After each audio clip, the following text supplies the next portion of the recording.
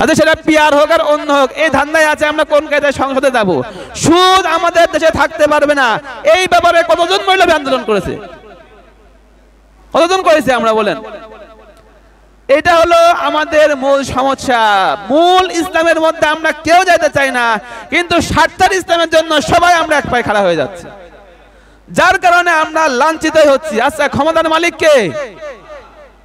আল্লাহ রাব্বুল আলামিনের কাজ দেখায় আমরা ক্ষমতা নিতে চাই, তার কথা বলে বলে ভোট নিতে চাই, কিন্তু তার মূল কাজগুলো আমরা ওইভাবে করি না। যেখানে দেখি ফ্যাসিলিটি বিলং টু আস, আমাদের ফ্যাসিলিটি আছে, আমাদের সিট হবে, আমাদের ভোট হবে, সেই সময় আমরা একদম উঠে পড়ে লাগি। সেই সময় মনে হয় ইসলাম মনে হয় মৌলবী ছাড়া আর কেউ প্রতিষ্ঠা করবে না। কিন্তু স্পেসিফিক্যালি যখন সুদের কথা আসে, স্পেসিফিক অন্যায়ভাবে মাল খাওয়ার কথা আসে, সেই সময় মৌলবীরা একদম মনে হয় কি মুখে একদম জিপার দিয়ে চেন দিয়ে লাগাই চলছে সবগুলো। এগুলো হলো আমাদের বাস্তবতা সমাজে। এখন যেটা লাস্টে বললাম, আল্লাহ বলছেন যে মানুষকে অপবাদ দেওয়া থেকে দূরে থাকতে হবে। কি করা থেকে?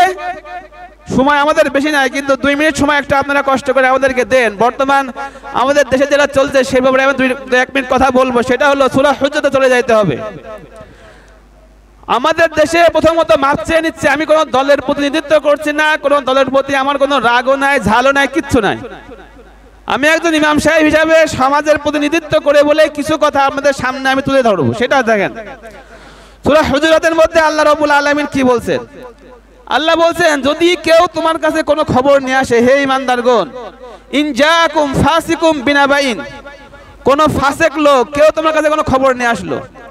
এই ক্ষেত্রে এখন বর্তমান যে সোশ্যাল মিডিয়া, ফেসবুক, যে কোনো একটা লোকের কথা, তাকে লোকটাকে আমার পছন্দ হচ্ছে না, সে দলকে আমার পছন্দ হচ্ছে না, তার একটা যে কোনো কথা পাইলে আমরা এমন ভাবে তার বিরুদ্ধে প্রচার শুরু করে দিই মনে হয় এই লোকটা শিরক করে ফেলছে।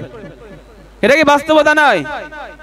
এখন বর্তমানে পূজার মৌসুমে চলতেছে, একজন পূজার মৌসুমে গেল, যে একটা ভালো কথা বললো, এটা কিছু জানাইলো যে ঠিক আছে আপনারা আপনাদের ধর্ম করেন, ভালোভাবে করেন। এই কথাকে আমার মধ্যে আরেকজন মৌলবী বলছে কি এই লোকটা পূজাকে প্রমোট করতেছে। এটা কি কোনো সম্ভব হইতে পারে যে একজন খাঁটি মুসলমান পূজাকে প্রমোট করতে পারে? কখনোই পারে না। কিন্তু সে তাকে যখন ইনভাইট করা হয়েছে, সেটা 2টা ভালো কথা বলতে হবে। 2টা ভালো কথার মধ্যে হয়তো একটা কথা এমন হচ্ছে, আপনি যদি ওইটাকে ঘোরায় তাকে অপমান করার জন্য যদি বলতে চান বলতে পারেন, আপনি এটা আপনার দায় যাবে, এটা আপনার উপরে, তার কিন্তু কোনো যায় আসবে না। আল্লাহ বলেছেন কোরআনের নিয়ম কি, যখন কোনো কথাকে এমন বললো, 2 দিকে আপনি নিতে পারেন। যদি মনে করেন না না লোকটা কথা ঠিকই বলছে, তাকে এই কথাকে এত কিছু মানানোর দরকার নাই, আবার ওই লোকটার কথাকে আপনি খারাপ ভাবে নিতে পারেন।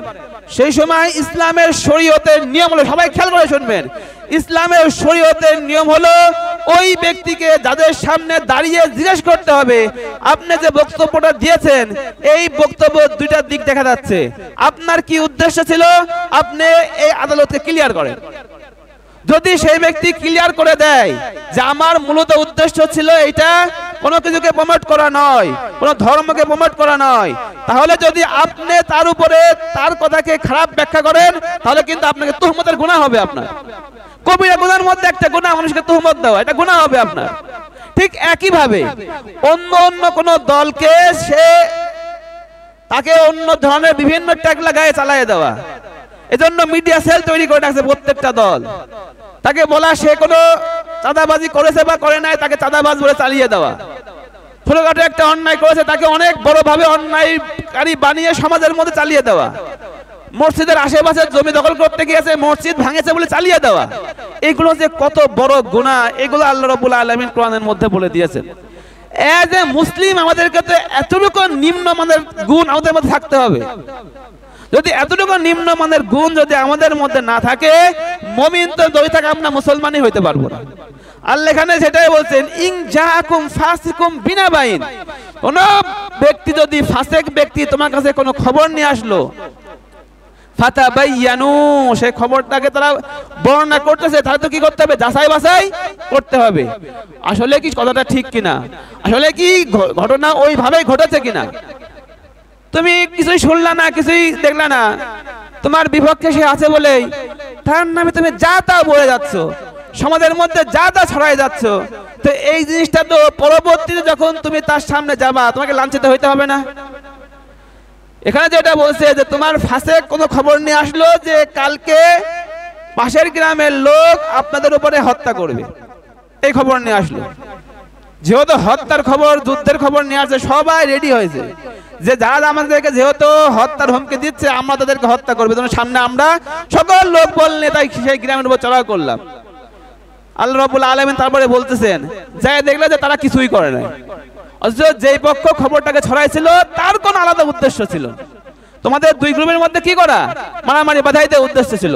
আল্লাহ বলছেন ফাতুসবিহু আলা মা ফালতুম নাদিমিন, তাহলে তো তোমরা যেটা করেছো তার উপরে তোমাদের আফসোস করা লাগবে। তাহলে আমরা যে কোনো কথা বলার আগে কেন আমরা এই ধরনের কথাকে চয়ন করি যে আমার বিরুদ্ধে আছে বলে তার ব্যাপারে আমি যা তা বলে যাব? সে চাই পক্ষের হোক বিপক্ষের হোক, সে চাই ইসলামী হোক বা অনইসলামী হোক, কিন্তু ফ্যাক্ট যদি সত্য না হয়, যদি আপনাকে এটা প্রোপাগান্ডা করেন তাহলে কিন্তু আপনি চগলখড়ির গুনাহে আপনি গুনাহ হবে আপনার। আল্লাহ রাব্বুল আলামিন নিচে আরো বলছেন যে হে মুমিনগণ, তোমরা এক কম অন্য কমের সাথে ঠাট্টা মশকরা করো না। এবং আল্লাহ রাব্বুল আলামিন আরো বলছেন যে তোমরা কাউকে কারোর লকব ধরে ডেকো না। একজনের লোকের নাম একটা আছে, তাকে অন্য কোন লকব ধরে ডাকছি, এটা শুনতে দৃষ্টির শ্রবণে কটু লাগে। তাকে আমরা বিভিন্ন একজন সুদ খায় বলে সুদখোর বলে ডাকছি, বা একজন একটা কাজ করে বলে তাকে একটা খারাপ নামের উপাধি দিয়ে ডাকছে, তুই তো জানি তুই তো অমুক কিছু করিস, ওই নামে তাকে ডাকা। এগুলো আল্লাহ রাব্বুল আলামিন নিষেধ করেছেন কাদের? মুমিনদেরকে। ইভেন আল্লাহ বলেছেন বিসাল ইসমুল ফুসুকু বাদাল ঈমান, সবথেকে মানে খারাপ নামে ডাকা ঈমান আনার পর এটা হলো সবচেয়ে খারাপ জিনিস। মানুষকে খারাপ নামে ডাকা পর্যন্ত নিষেধ করেছেন আল্লাহ রাব্বুল আলামিন। কিন্তু এখন বর্তমানে আমাদের যে অবস্থা, কোনো একটা কিছু পাইলেই অন্য পার্টি চাই ইসলাম কি আর অনইসলাম কি, এমন ভাবে তারা প্রমোগেট করতেছে নিজেদের মিডিয়া সেলের মাধ্যমে যে সত্যতার কোনো বালাই তারা নিচ্ছে না, কিন্তু তাদের স্বার্থ হাসিল করতে চাচ্ছে। ওমাল্লাম ইয়াতুব ফাউলাইকা হুমুজ জালিমুন, এটা যদি কারোর থেকে হয়ে থাকে, সে যদি তওবা না করে, আল্লাহ কোরআনে ঘোষণা দিচ্ছেন তারা হলো জালেম। যারা কোরআনকে আমরা চাই তাদেরকে এসবগুলো শুনতে হবে। আবার সামনে আরো কি বলছেন দেখেন, ইয়া আইয়ুহাল্লাযীনা আমানু জিতানিবু কাসীরাম মিনাজ জন, তোমরা বেশি বেশি ধারণা করার থেকে কি থাকতে হবে? বিরত থাকতে হবে। একটা মানুষের ব্যাপারে অতিরিক্ত ধারণা করা যাবে না। ইন্না বাদাল যন্নি ইসমুন, হয়তোবা তুমি একটা জিনিস ধারণা করতেছো সেটা ভুল হয়ে যেতে পারে অনেক সময়, সে সেইভাবে কথাটা বলে নাই, কিন্তু তুমি এটা ধারণা করে বসে থাকলা, প্রোপাগেট করলা। আল্লাহ বলেছেন ইন্না বাদাল যন্নি ইসমুন ওয়ালা তাজাসসু, তোমরা গোয়েন্দাগিরি করো না একজন আর একজনের মধ্যে। একটা কান্ট্রি হইলে তার তো এনএসআইর মতো বিভিন্ন গোয়েন্দা সংস্থা থাকবে, সেটা হলো অন্য ব্যাপার। কিন্তু লোকালিটির মধ্যে, এলাকার মধ্যে একজন অন্যজনের খবর, এখানকার খবর ওখানে দেওয়া, ওখানকার এখানে দিয়ে নিজেদের মধ্যে ফাসাদ সৃষ্টি করার মতো কাজ তোমরা কখনো করবে না। ওয়ালা ইয়াকতুব বা'দুকুম বা'দা, একজন অন্যজনের গীবত তোমরা করবে না। আপনারা সবাই বুঝবেন, চোখ বন্ধ করলেই বুঝবেন। আমি বলছিলাম তাজকিয়ায়ে নফস যে আমি কি এইটা ওই ভাইয়ের ভালোর জন্য বলতেছি, এর দ্বারা কি ওই ভাই সঠিক হয়ে যাবে, নাকি আমি আমার নিজস্ব প্রোপাগান্ডাকে সেট করতেছি, নাকি এর মধ্যে দিয়ে আমার অন্য কোনো উদ্দেশ্য আছে? এটা আগে নিজেকে প্রশ্ন করে দেখবেন। যদি নিজের ভিতর থেকে ওই রূহ, যে রূহ আল্লাহ রাব্বুল আলামিন বলেছেন আমি আমার বান্দার মধ্যে আমার রূহ ফুঁকে দিয়েছি, তার কিঞ্চিত তো আপনার মধ্যেও আছে। চোখ বন্ধ করলে আল্লাহর সাথে কানেকশন হয়ে দেখবেন আমি যে কথাটা বলতে যাচ্ছি, আমি কি এই ভাই ভালো চাচ্ছি, নাকি এই ভাইকে আমি আরো লাঞ্ছিত করে আমার স্বার্থ হাসিল করতে চাচ্ছি? যদি আপনি ভালো চান তাহলে তার দায়িত্বশীলদের কাছে বুঝিয়ে বলেন, তাহলে তারা ভালো হবে। আর যদি আপনি নিজে প্রোপাগেট করতে চান, কারোর ব্যাপারে খারাপ কথা সমাজের মধ্যে ছড়িয়ে নিজে ফায়দা লুটতে চান, তাহলে এর যে খারাপ দিক আছে এটা আপনাকে ভোগ করতে হবে। কারণ যদি আপনি বলছেন সেটা মিথ্যা প্রোপাগান্ডা করছেন, তাই না? মিথ্যা জিনিসের তো কোনো শেয়ার পার থাকে না, মানে তার কোনো অস্তিত্ব থাকে না। এটা আজকে চলবে, কিন্তু 2 দিন পর দেখবো ওরে আল্লাহ এ তো পুরো মিথ্যাটা বলছিল, এই লোকটা তো ভালো। পক্ষান্তরে এই যে লোকটা বলছিল এ তো সব থেকে বেশি খারাপ। এজন্য মুমিন ভাইরা, কোন দলমত নির্বিশেষে আমার কাছে আপনাদের সকলের কাছে হাত জোড় রিকোয়েস্ট, এইগুলো থেকে আপনারা বাঁচবেন। যে কোনো খবর পাইলেই ধারাধার একজনের পর একজন, ওইগুলো না। খবরটা আসলেই সত্য কিনা, আসলে ঘটনা এক্সাক্ট কিনা, এইগুলোর প্রতি আমাদের খেয়াল রাখতে হবে। যদি আমরা খেয়াল না রাখি তাহলে ভবিষ্যতের সময় এমন আসতেছে, এই যে আল্লাহ রাব্বুল আলামিনের বিধানগুলো আমরা ছুঁয়ে যাচ্ছি আর মানুষকে অনেক কিছু বুঝিয়ে আমাদের পক্ষে নিতে চাচ্ছি, কিন্তু মূল আল্লাহ রাব্বুল আলামিনের বিধানগুলো ছেড়ে দিচ্ছি। এই যে অপরাধ আছে, এই জন্য কিন্তু আল্লাহ রাব্বুল আলামিন কোন হিন্দু শক্তির পায়ের নিচে কিন্তু আমাদেরকে দিয়ে দেবেন। ইতিপূর্বে বিভিন্ন কওমদেরকে এইভাবে দিয়েছেন আল্লাহ রাব্বুল আলামিন।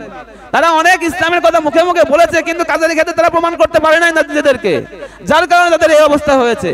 জন্য আমি একই কথাই বলি, এখানে কোনো দলকে উদ্দেশ্য করে বলতেছি না, এখানে যারা আছেন সবাই মুসলমান, সবাইকে বলতেছি সমাজের শৃঙ্খলতা বজায় রাখার জন্য, সুন্দর সমাজ গঠনের জন্য আমরা কোনো সময় কোনো আফওয়া বা কোনো কথায় আমরা কি করবো না, কান দেব। সঠিক যদি হয়, এক্স্যাক্টলি যদি হয়, তাহলে সেটাকে আমরা সমাধান করার সকলে মিলে চেষ্টা করব। যখন আপনি সমস্ত কথায় কান দিবেন, বহিরাগত লোক আপনার মধ্যে এসে সুযোগ নিয়ে একটা জ্ঞানজাম ফেসাদ সৃষ্টি করবে। আপনারা সবাই এগুলো থেকে বিরত থাকবেন তো ইনশাআল্লাহ? অন্য কোনো কথায় কান দিবেন না তো ইনশাআল্লাহ? একটা খবর শুনলে লাভ পারবেন না তো ইনশাআল্লাহ? প্রত্যেকটা কথার বাস্তবতা যাচাই করে তারপরে আপনি সিদ্ধান্ত নেবেন। আল্লাহ রাব্বুল আলামিন সকলকে আমল করার তৌফিক দান করুক। যদি আমার কথার মধ্যে কোনো ত্রুটি হয়, সবাই ক্ষমা সুন্দর দৃষ্টিতে দেখবেন। যারা পরে আসছেন সুন্নাত পড়ে নেন। আকুলু কওলি হাযা আস্তাগফিরুল্লাহ লি ওয়া লাকুম ওয়া লিসাইরিল মুসলিমিনা ওয়াল মুসলিমাত।